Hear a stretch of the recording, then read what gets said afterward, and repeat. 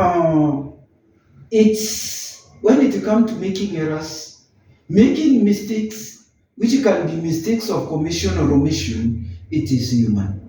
It's only within the field of divine that there's no mistake. So I am inviting you for us to examine the mistakes people make when it comes to estate planning, when it comes to preparing for death, when it comes to making sure everything is okay. What mistakes do people make? One of the biggest and the most common mistake people make when it comes to estate planning is not doing it at all. Just leaving it to chance, saying I don't care if I die or not die, I don't care. After all, I will not see those people suffering. Don't leave your loved ones in chaos. Don't let them suffer. Your children may need that money even for schools. Don't make them beggars when you have money. If you die without a will, as I have pinpointed, your assets, they are going to be distributed by probate court, and that will not be good.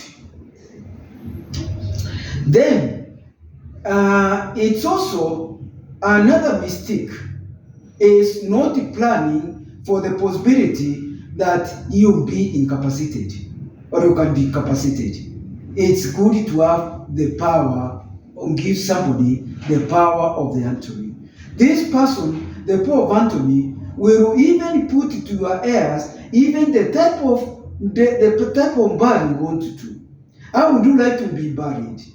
Is it to be cremated? Is it to be buried in a cemetery? Do you want any eulogy? Do you want any photographs? Do you want to unbury your funeral to be sort of a party? How do you want it to be? How many people do you want it to be there? How long do you want your body to be kept? Do you want to be buried after 3 days? Do you want to unbury to be private? This person is very important.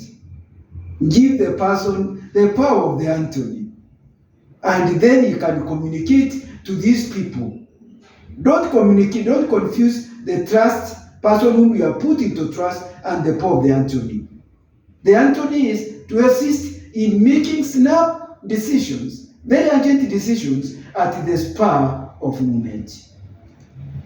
Now, another mistake people can make is failing to communicate to the loved ones about your estate plan. Tell them what you have decided and why. Tell them I have decided to distribute my land this way. If it is a portion of land, tell them who is this, Mr. X, Miss AY, you are going to go this, you are going to take this portion, and this is the reason I've done this. Please don't mistake not to communicate. And communicate when you are healthy.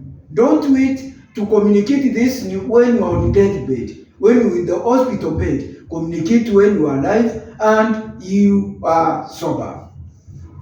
Another mistake you can make in estate planning is naming only one beneficiary. Might it be your spouse or only one of your child, and you leave the rest? You may be having 5 children. Probably you say some of these children, they were just thieves.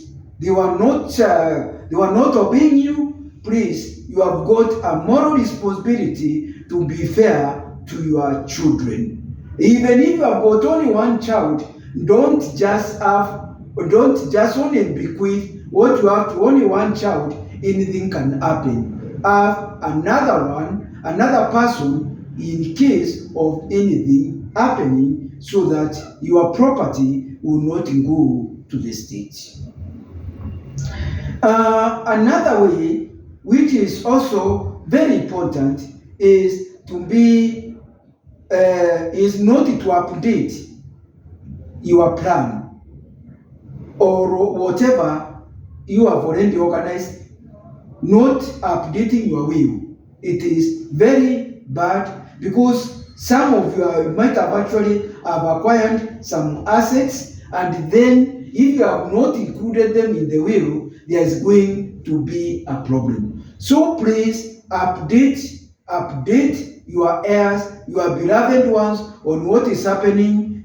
Be open to them. You are not inviting death, and so that when it comes to the moment of living, you are going to leave this world with confidence and being sure you did the best which you did for your family, and they are not going to suffer simply because probably as the husband, you are the only signatory. You are the only one who had the access to the accounts. So when you die, your wife cannot be able to withdraw unless you undergo through the process of succession, so that she can be appointed, an administrator is appointed.